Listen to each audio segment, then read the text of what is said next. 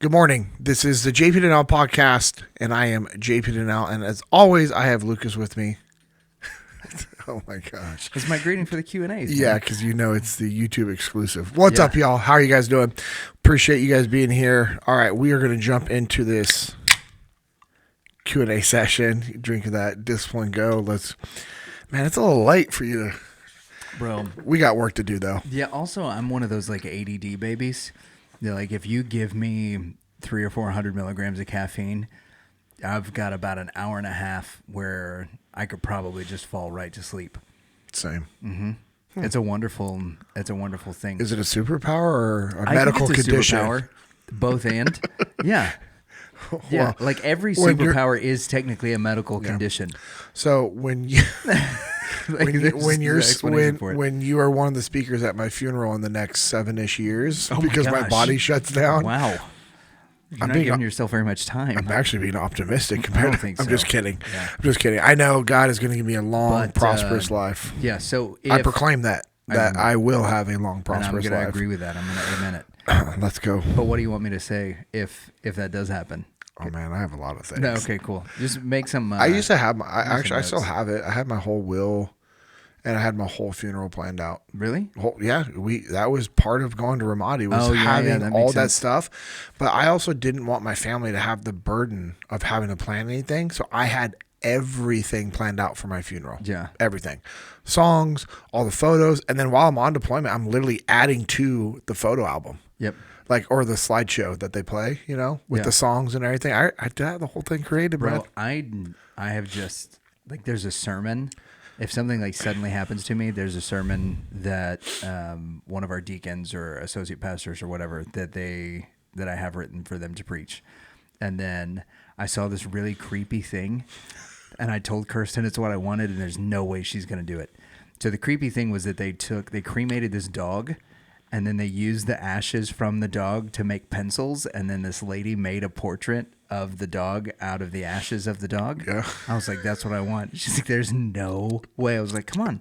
That way I can always be with you and looking at you. And I was like, she's tried a couple of times to just say absolutely not. And then I was like, well, what if you got to pick the picture? And she was like, I would have to. And I found we have this one picture from our wedding where she thinks I look terrified, and everyone else thinks that I'm the reason that there was a superstition that like cameras could steal people's souls, because I'm looking like, I don't know how I did it. I'm looking right at the iris of the camera, and it looks like if you stare at it too long that it's something from a horror flick. I was like, that's the one I would want you to do. And she's like, absolutely not. Especially not with your ashes. There's no way. So my wife is already refusing my posthumous wishes. What if you mix your ashes in with ink and then use that to write letters or draw pictures of you? Yeah. Mix it in with tattoo. You mix it in with tattoo ink. Yeah. You get a tattoo, a portrait of you tattooed on her. If she really loved me, that's what she'd do. I'm sure. Yeah, exactly. I'll do it. We have gotten way off to start with. You know what's awesome is we're going to edit out all that, and then all someone's going to hear is we got way off. We got way off, yeah. We're jumping in here. All right, first question. Yep. How do I overcome imposter syndrome? I've recently started at a new company, and I've been hired in a position that I feel absolutely underqualified for. That's interesting. Now, I know a lot of people deal with imposter syndrome, but in regards to I've been hired in a position that I feel underqualified for. My question, it would be cool if one time we could do this like live on Instagram. Oh yeah, that'd be fun. So then it's live, but also being recorded and then uploaded, because I would love a little more content like to this question from the person. I understand the premise of it, and started at a new company, and I've been hired in a position I feel underqualified for. Well, one, the first thing I'm thinking about is you got to change your mindset. Like, one, be thankful. You got hired, be thankful for the opportunity, and also we have to trust the leadership of that company. They have qualifications. They have parameters in which they're looking for to hire somebody. That company isn't going, this person is really underqualified. Let's bring him on board. You hope not. Yeah. I mean, but think, sure. all joking aside, right. Do you think anybody no is Exactly. Exactly. Yeah. So it's one of those things that now you may not believe in yourself, but believe in that company. Yeah. And, Jocko talks about the imposter syndrome in his leadership strategy and tactics. I wish I had it right now to read what he writes in there. But in regards to what I've learned from him and other people over the years for the imposter syndrome, to me, the best thing is just getting to work. Get to work, learn as much as you can, show humility, showing up with a notebook and sitting down on day one and say, hey, hey, Lucas, I'm really excited for this opportunity to work for you and your company. Thank you. To be honest, I feel maybe a little underqualified for this, but I trust you guys for hiring me. Boom. So that's one way you could start it off with.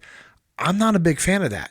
Yeah. Because if I'm the boss and all of a sudden you're like, I'm not qualified for this, I want confidence in people on my team. So that is an option. And some people like that. And sometimes I probably in the past would have trended towards that because of my insecurities. And I just feel like, hey, if I'm super transparent, it overcomes those insecurities and then people feel like they want to help me out. Right. Which works in life, but I don't think it's the long-term solution to it. Yeah. Here's the deal. The people that hired you for a reason. Believe in them and trust them.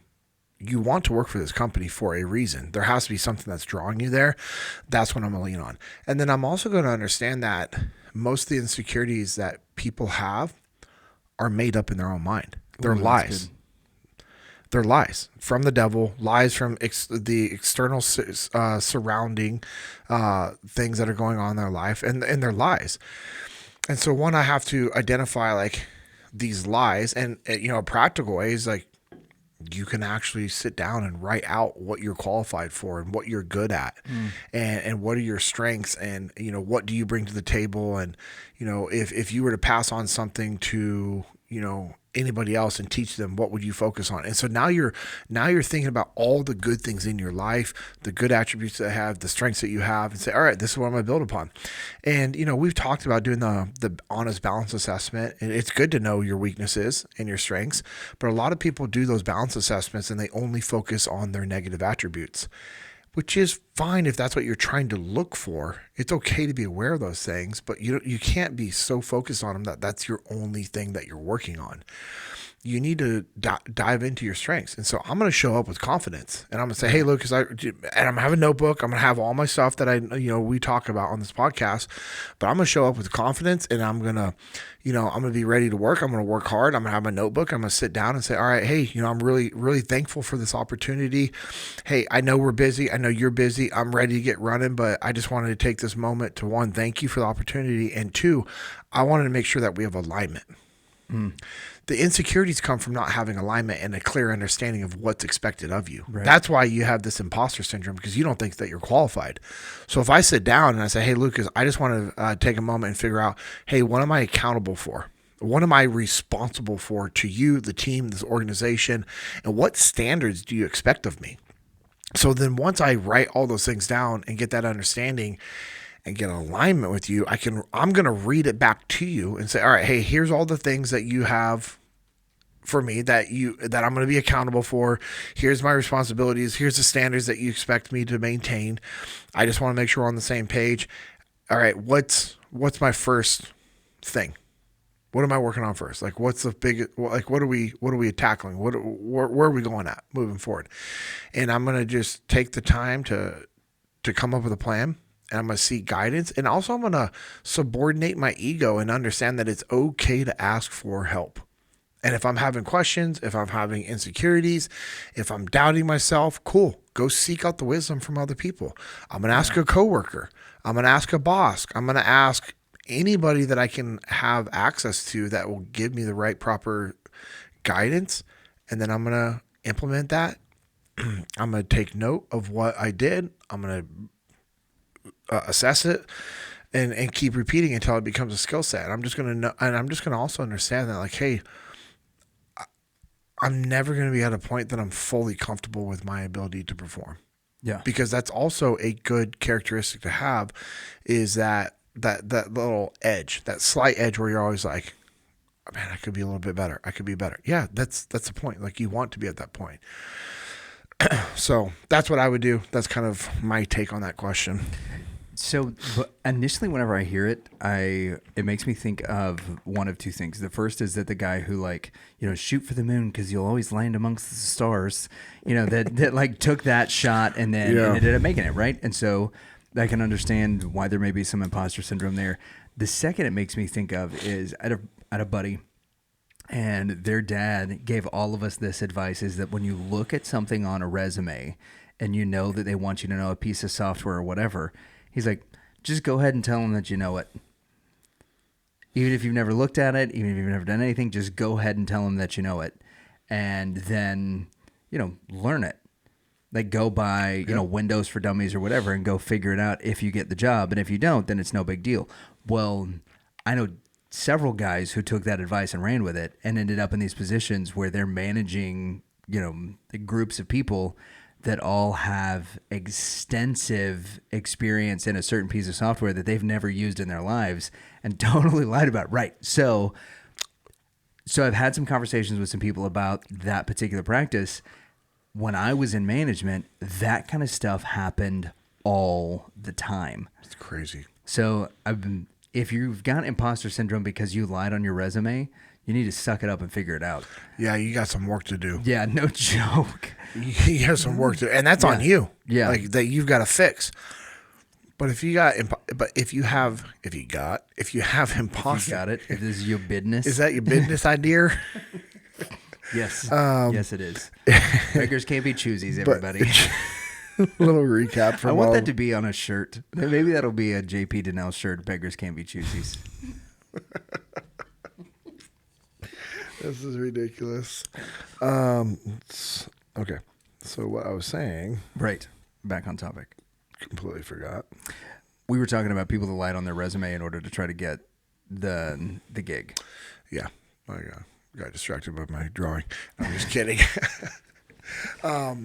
Yeah. If you have the insecurity, not because you didn't lie. Okay, let's just take that away. Like, that's kind of crazy to me. Like, yeah, you just say you know how to do it and figure it out. I'm like, well, that seems like that might come back to, I don't know, 100%. It kind of violates the whole terrible honesty, integrity aspect of what people are looking for. Go back and read the book. If that's what you've done, go back and read the book. Any book. Just pick a book. Any successful business book is going to they're probably going to talk about honesty and integrity. Yeah.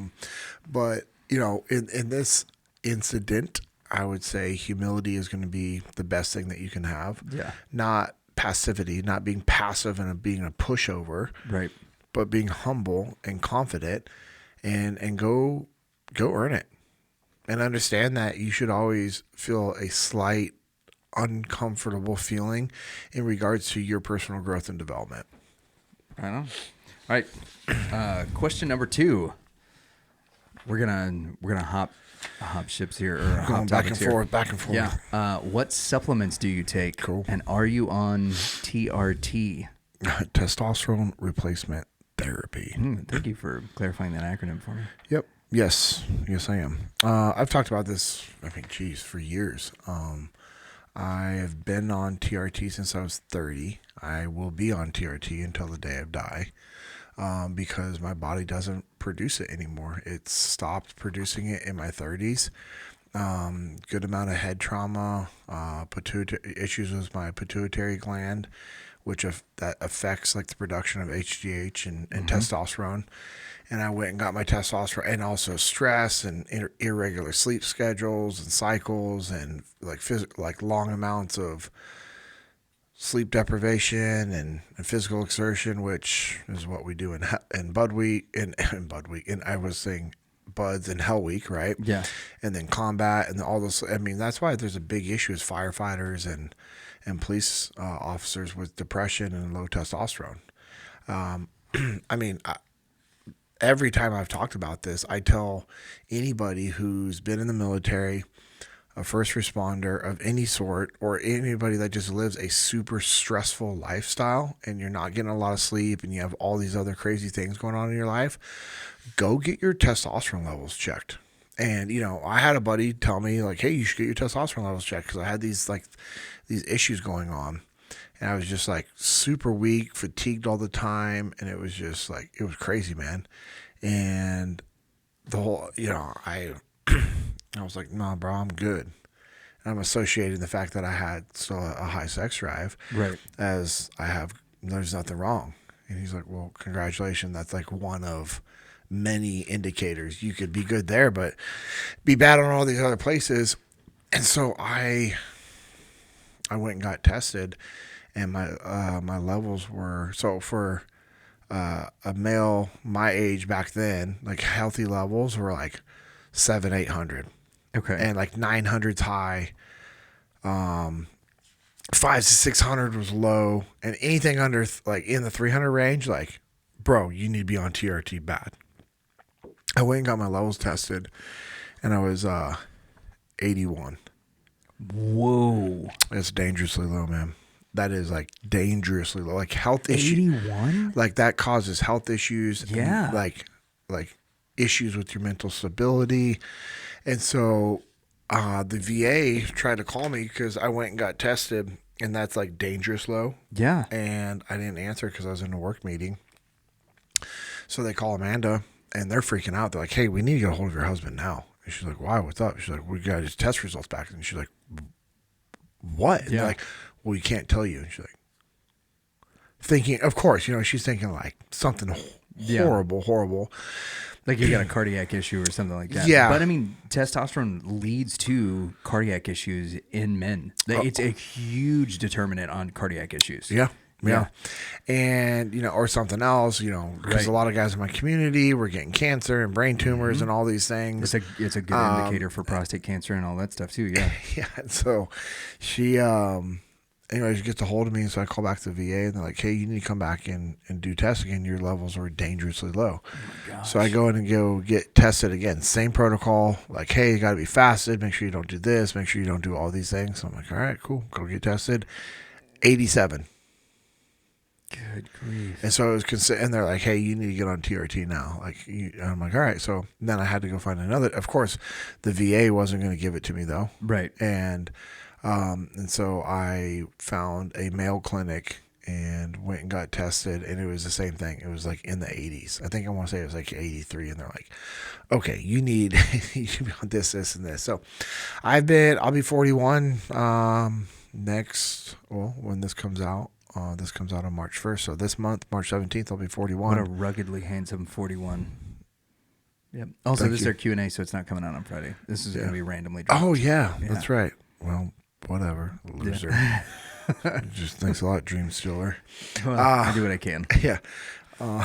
So next month in March, I'll be 17. On the 17th, I'll be 41. So I've been on and off TRT for 41 years. And I say off because for a while, I was just doing what the doctors told me to do, which is a bad thing in general, just FYI. And if you're a doctor listening to this, you'll probably agree with me because people should be educated on their own health and their own bodies 100%. And be able to take ownership over their life and their health. And then there'd be times where I just couldn't get a prescription refilled. And then all of a sudden you go from being on testosterone where your levels are up like 600-700, feeling good, feeling awesome, and then all of a sudden crashing again. And so I had to figure out something, and so I started doing I started educating myself on it and started doing research on it and learning as much as I could about testosterone and the effects and the dosage and everything else that comes with it.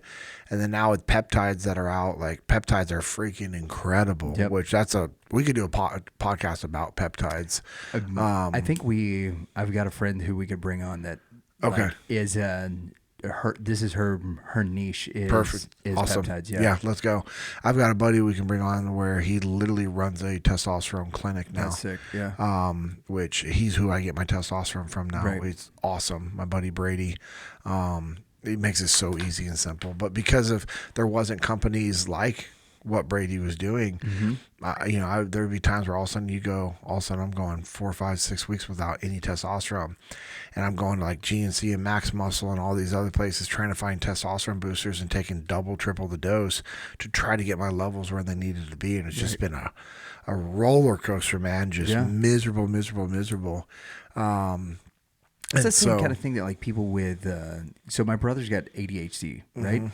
And, or I guess ADHD and ADD are like the same thing now, right? So they have a refill date that they give him. They're like, hey, you can't get your refills until this because it's a controlled substance. It's the stuff that they're giving him. But, that sucks.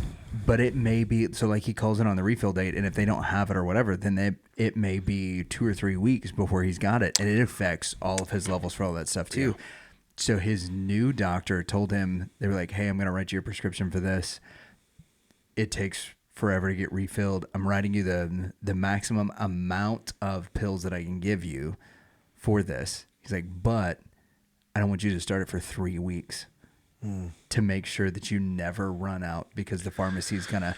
But if you do something like that, it's insane. But if you do something like that with I think at one point you said you did the pellet therapy. Oh, that was horrible.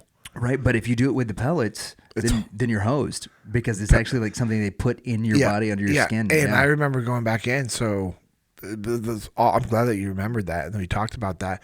Is because I went to go back in one time to get like more pellets because I was just dragging, and they're like, your levels aren't low enough yet. I'm like, what? Yep. They're like, no, it has to drop below a certain level. I'm like, screw this. Yeah. And I went back to the injectables and just, and there's like creams out there that people try. Barry Bonds, that was his big thing, the clear and the cream, whenever that book about the steroids in baseball came out. Oh, I never read that. Yeah, it was the topical stuff. Interesting. Yep. Game of Shadows was the name of that book. I'll have to check it out. So, but I do think there are a lot of people in the Special Forces community that experience this. I've got a buddy who we've talked about. You and I have talked about off air before. He was in Somalia, was a sniper, and I believe he was in. I know for sure he was a ranger. I think he may have been in Delta Force. I've never gotten that like confirmed, but he was in Somalia during Black Hawk Down. That was his platoon. And then another friend of ours, Grady Powell, who he's the host of Forged in Fire on the History Channel, and he also did like Dual Survivor on the Discovery Channel and all that stuff. So he was on those shows, but he was a Green Beret. Yeah. Both of those guys have said that like whenever they got out of Special Forces and were just back to like doing regular life stuff, or were auditioning, or when Carrie went and was trying to become a police officer and going through the academy, that because they weren't doing the crazy workouts, because there wasn't the stress of all of that their levels plummeted. Yeah. Yep. And Grady said he didn't feel right until like, he's 15 years removed or 10 years removed or something like that from being a part of the Green Berets. Finally, somebody tells him about it. He said the very first time he had his first treatment, he was like, I felt myself for the first time in like a decade. Yep. That is a very common thing. Which really? is very common thing. So yes, I take testosterone. The best thing that I've found that just is incredible, because the other thing that would happen is like you take your shot once a week. Okay. Well, at the end of the week, how do you think you're feeling? Probably pretty crappy. Yeah, and then if you miss it, how do you think you're feeling? Worse. Yes, and then it just gets worse, and all of a sudden, boom. And then so I was taking half my dose every 3 days. Oh, okay. Which helped out. Yeah. Dude, unreal. The new protocol that I'm on, daily shot. Really? Yep. So I take my dose that I would normally be taking, and I divide it by 7, and that's what I take every day. And I don't like, sometimes I'll go in the muscle, like I might go right glute, left glute, right shoulder, left shoulder, and then I order on Amazon. The company that I get my testosterone from, the guy that he has who does all your ordering, which is incredible. You tell him what you want, and that's included in your order. So you get all the syringes, you get all the draw needles, and all the injectable needles. So you draw. Yep. It can be if you want, and some people don't want to like inject, draw, and then inject into yourself because then it dulls it up. I'm like, whatever, it doesn't matter. Yeah. But some people, if they're doing their own injections, like, oh, it's a little dull, it hurt. Put it. Just stick yourself. You'll be okay. Or get somebody else to do it for you. Meow, meow, meow, meow, meow. Anyways, but I on Amazon, I just ordered a bunch, and I got the little insulin needle swaps that you can swap out. So I draw with the 23 gauge. Mm-hmm. Or 25 gauge. I don't know what it is. It doesn't matter. 23 gauge because I can also draw and inject myself with that. So if I want to go muscles, boom. So I draw with the 23 gauge, take it off, and then put on a 30 gauge needle. So it's super small, like a little tiny insulin needle. Pinch your skin, put it underneath the skin, put it in there. Done deal. Yep. Wow. And every day. And if I miss a day, I don't feel horrible. Yeah. Then I'll just be back on the next day. But the everyday, man, I'm like I feel my levels are constant, which is really nice. I haven't had that feeling in a long time. Yeah, the big crash. Yeah. So the constant, which I'm stoked because now I feel like that desire to like just get after it hard every day. Mm-hmm. Which helps with your focus and helps with your sleep, and with me doing my. Last week I did 4 full day workshops in a week. Like this next week, it's going to be 4 events again. I'm traveling Monday through Friday. FTX coming next week. Yeah. Monday and Tuesday, FTX. So this week is actually going to be fly to San Francisco, keynote. Tuesday, fly to Nashville, keynote. Wednesday, fly to Salt Lake, half day workshop. Thursday, keynote. Friday, fly home. Yeah. And then we have Jesus and Jiu-Jitsu on Saturday. Amanda's aunt flies into town. Sunday we have, because we're doing Aiden's 18th birthday celebrations that weekend. Sunday we have church. Sunday night, small group, meet and greet with the FTX group. And then early morning Monday, FTX, Tuesday FTX, fly to San Antonio. Wednesday, half day workshop, fly back to Dallas, half day workshop Thursday. And then I head down to Austin, Dripping Springs area for a full day workshop, or not full day workshop, but a full day meeting with Dave, Jamie, Leif, and, one of our new team members. And I'm and then I'll be back Friday night, and then I'm flying out Saturday. Okay, so other supplements. Sorry, real quick. What are your other subs? So I take the Jocko Joint Warfare every day, krill oil every day, vitamin D every day. I also take vitamin C, not from Jocko Fuel because they just don't make that yet. I also take the Time War that they have, those little packets, which I absolutely love. And then I... do you do the hydrate? Yeah, I drink a hydrate once a day. Do you? Yes, absolutely. And then what are some... And you're doing the Jocko protein powder? Yes. Yeah, milk every day, sometimes twice. Do you do the 3 times a day? Do you do the powder or do you do the pre-mixed? I do both. Yeah? Yeah, so we have pre-mix that we order, and then I also will do the powder. I'll travel with the powder as well, which makes it easy. Right. Put it in a little Ziploc bag. How many goes do you drink in a day, like on average?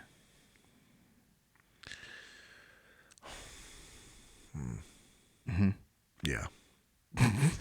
Enough. Because they also don't 3 to 4 crash. Really? Yeah, 3 to 4. I mean, average for an energy drink, the caffeine content is relatively moderate. Yeah. Right? Because it's not like super high caffeine, and there isn't the crash and stuff from it. So I think that is probably better than me drinking my like 1.5 liters of coffee that I'm on a day. I mean, I would say probably. Thanks. Also, the brain power that just came out from Jocko Fuel. Oh yeah, the new it's thing. A new improved. So it was modeled after the Discipline Go pills. Right. You know, the Discipline Go powder that you have that you'd use for like just a cognitive enhancer throughout the day or before jiu-jitsu. Yeah. That's the new brain power. Legit. Yeah.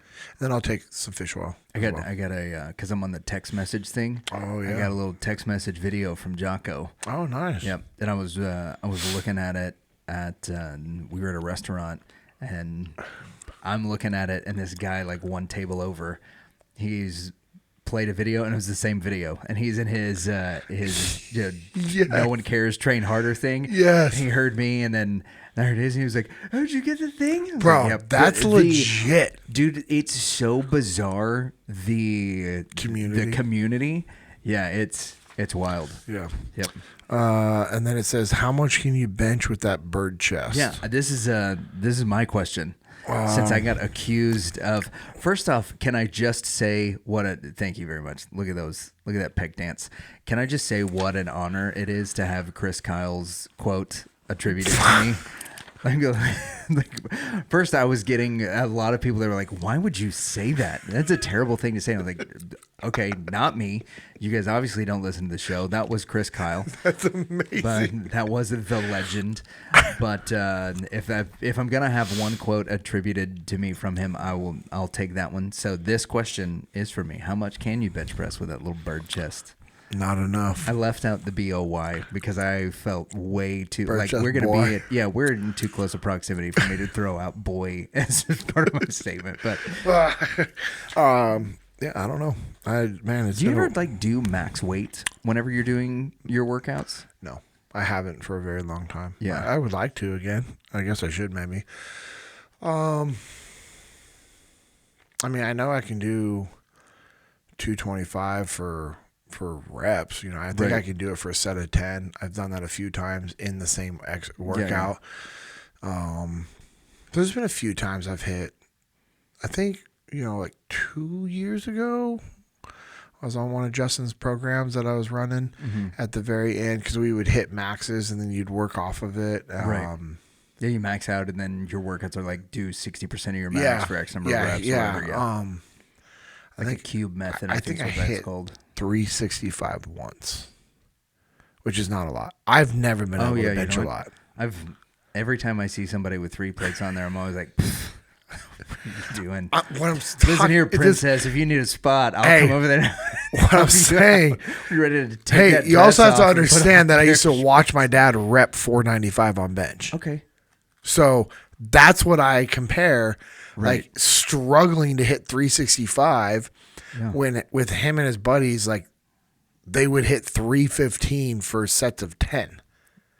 It's Isaac's dad, different type of hitting that's 500-600 pounds. Yeah. Stephen Little, you know what he throws up on bench? Like that's what a lot.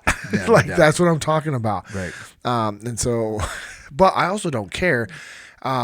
In regards to, like, I'm not a heavy bencher, and I've also never worked on being a heavy bencher. Right. When I do bench, also when I'm talking about me hitting 225 for sets of 10, my feet are up off the ground. I'm in a dead bug position towards a complete isolation. Yeah. And I'm having to engage my core. So that's how I usually do my bench workouts. I wonder if we did like a focus where you were working with like a powerlifting coach for like a month, what your bench would go to, because like Brian Shaw recently did a video. So like 4-time world's strongest man. He's won the Arnold multiple times. Dude's right? He's absolutely insane. He's 400 something pounds. But he's never he hasn't done bench press since he played basketball in college, because they don't you don't use it for world's strongest man. Like there's no event where you do bench press. And so they did a video where he was trying bench press for the first time. He's like, yeah, I haven't done bench press in almost a decade. So he does it, and his form is terrible. And so he's got somebody who's imbalances. Somebody that's he's got I think Bradley Martin's kind of coaching him through his bench press form. But like once he gets the form, he goes from like a shaky, obviously the dude's a mastodon, from doing like a shaky 405 to where like, within the course of about an hour and a half, he's able to throw up way more weight than what he initially thought that he could, because he learned the form. Yep. So I wonder if we got the form, got you some good leg drive, taught you how to do that stuff, whether or not you'd get 4. Oh, no, there's no way. I think you would be so surprised at how much you could bench. I think you'd be so surprised at how weak my chest is. No, I don't think so, dude, because your triceps are massive. No, they're not. Yes, they are. Compared to my bird arms. All right, my chicken wings. All right, we get time for one more. Okay. In this one. Other than Jesus and Jocko, who is the greatest leadership influence in your life? It's okay if you say Leif, but I just want you to know that I don't buy it. You're such a jerk. And I think I might know the answer to this.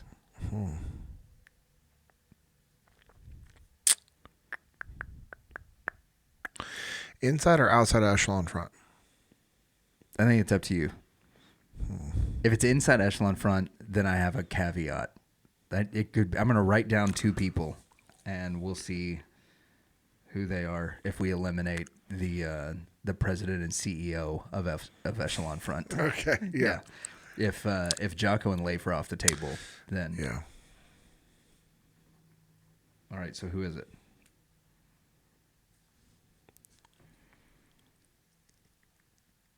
Oh man. We talking like current or full life or total? I mean, yeah, like full life, right? So, and I think you could like expand this to anybody, right? Because I think Jocko's answer would be one of his would certainly be Hackworth. It would be Hackworth. Yeah. Who wrote the book About Face and a few other things? If y'all aren't familiar with who we're talking about, a guy who passed away before Jocko ever met him. Yeah. Well, yeah, before he ever, I think like right around the time he was reading the book is when he actually like passed away, if I've got my timelines right. So never actually met him, but is one of the biggest leadership influences of his life. Yeah. Yeah. So there's a handful. Okay. See, that's what's, because. All right, well, let's go like top 5. Since you got like 100 best friends, we can give you a top 5 people. And that's the thing is like I get a take from different people in regards to like things that I like. I mean, Dave Burke obviously. Yep, he's one of the ones I got written down. Yeah, Dave Burke's been a solid influence. Stephen Little's dad, Steve Little. Yeah, is like, I've learned a lot from him over the years. Rocky, Uncle Rocky to Steven. Just the last couple of years, like I haven't like spent a lot of time with him. I don't know him that well, but we tend to we know each other more and more and more every time we hang out, and just listening to his stories of ranching and cowboying and the guys that he grew up under and the lessons that he learned from them and the stories, like it's just incredible. And like same with Steven's dad, Steve, like I mean, and that guy has taught me a lot in regards to just business and life and taking care of your family and taking care of your team and just doing the right things for the right reasons. Pastor Tyron is been a huge influence. Been a huge influence in my life in regards to his like how he leads his team at Milestone is absolutely incredible. Yeah. Absolutely incredible. Like I just love like how he leads. It's obviously all biblically based. Right.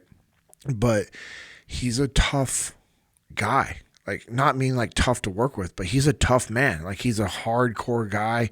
He's a man's man. He's a man of God. He loves God. He pursues God's heart. He'll tell you the truth. He will have those hard conversations with you. Yeah. And if you're ever seeking wisdom, he's going to give it to you. And it's all going to be biblically based. It's not going to be like, well, Lucas is my friend. I'm going to tell him what I think Lucas wants to hear or what I'm comfortable hearing. Yeah. And so I would, my grandparents, like all my grandparents, my grandma who's alive, like I lean on her a lot, and then as a kid growing up, my parents taught me a lot about, good leadership and people that they worked for that were good, people that they worked for that were bad. And, so I try to pull from everybody, like to nail like just like one person. And if I'm eliminating literally, the 2 of the biggest influences in your life with Leif and Jocko. Yeah, absolutely. But like big picture, like ultimately, if I'm going to pick one outside of those 2, it'd be Seth, man. Because that's he the was other name that I had written down. Really? Yep. Okay. Yep. Look at that. Dave B, because I wasn't sure if I think Burke's got an E on the end of it. But Dave B and Seth still and so Seth is no longer with us, and I'm thinking like current, like who can I call? Who do I talk to? Right. But if I was to really step back and look at who Seth was as a man, as a Christian, with his flaws, with his strengths. He was a phenomenal leader. He was a phenomenal leader. You know, my buddy Benny in the SEAL teams, phenomenal leader. Like him and I worked with Seth and Ramadi the whole time, side by side. And so Seth was an incredible human, an incredible friend, a mentor of mine, like my big brother in the SEAL teams. And you know, if I could lead like Seth, I think I'd be doing all right in my life, because he lived his life to the fullest. He loved life, like loved every aspect of life, loved people, loved meeting people. You know, when you look at like a good leader, you know, yes, Seth had his flaws, like we all do. But when you look at like what it is to be a good leader, it's to build relationships and to influence the people around you. That's what makes you a leader. Seth could make a friend anywhere he went. He had people come to his funeral from all around the world. All around the world. He had three like funeral sessions, ceremonies, whatever you want to call them, celebrations of life, because that's how. Yes, it's crazy. Like one in San Diego, one in Houston, and then one in Hawaii, which was his current duty station. You know, and it's just like, it's just unreal, man. Unreal. The guy was larger than life. I love him, my big brother. And so, you know, and the thing with Seth that I would say puts him at the top out of like everybody when we're thinking about that is just he knew his shortcomings. Yeah. And he was aware of them, and he kept working. Always. He was always trying to be a better version. And, you know, that's something that I need to remind myself of and get back to doing that as well. Yeah. So. Yeah. He is, I think, more than anyone that, you know, we've talked about on this podcast, I think, and we mentioned this in the very first episode,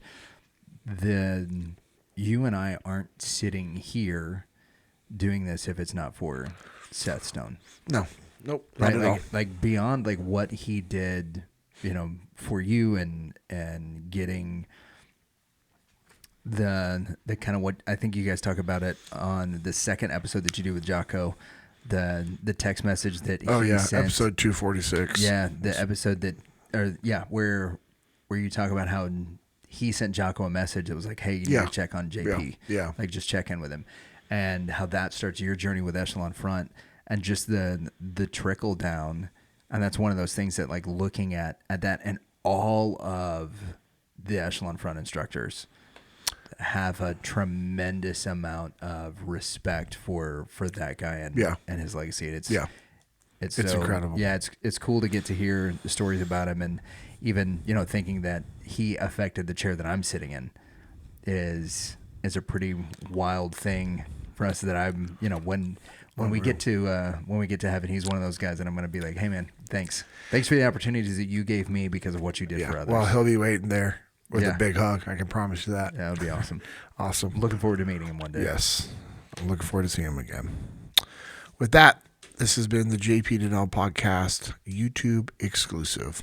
Have a great day.